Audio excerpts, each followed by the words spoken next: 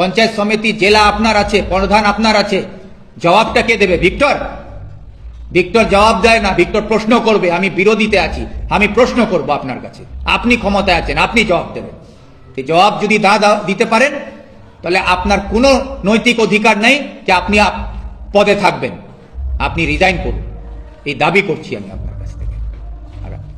আমাকে পুলিশ আমার নামে এফআইআর করেছে, এখন বলছে ভিক্টর লুকিয়ে আছে, ভিক্টর বুক ফুলিয়ে চাকুলিয়াতে বসে আছে।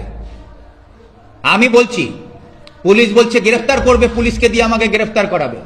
আমি পালানে অনেক চুরি ডাকাতি করিনি, কোনো অন্যায় করিনি। আমি জনগণের পাশে ছিলাম, আছি এবং থাকবো। আমার বিরুদ্ধে মামলা হয়েছে, সে মামলা যদি পুলিশ মনে করে আমি দোষী আছি, আমার বিরুদ্ধে ওয়ারেন্ট নিয়ে আসুক, আমাকে গ্রেফতার করুক, হাতে হাতকাড়ি লাগিয়ে নিয়ে যাক, আমি হাতকাড়ি পড়ে যাব, আসুক পুলিশ আমাকে অ্যারেস্ট করতে।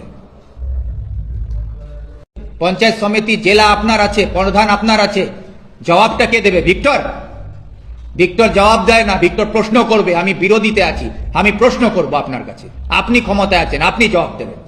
এই জবাব যদি দিতে পারেন তাহলে আপনার কোনো নৈতিক অধিকার নেই যে আপনি পদে থাকবেন।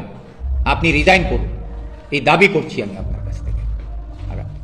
আমাকে পুলিশ আমার নামে এফআইআর করেছে, এখন বলছে ভিক্টর লুকিয়ে আছে, ভিক্টর বুক ফুলিয়ে চাকুলিয়াতে বসে আছে।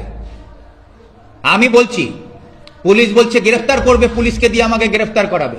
আমি পালানে অনেক চুরি ডাকাতি করিনি, কোনো অন্যায় করিনি।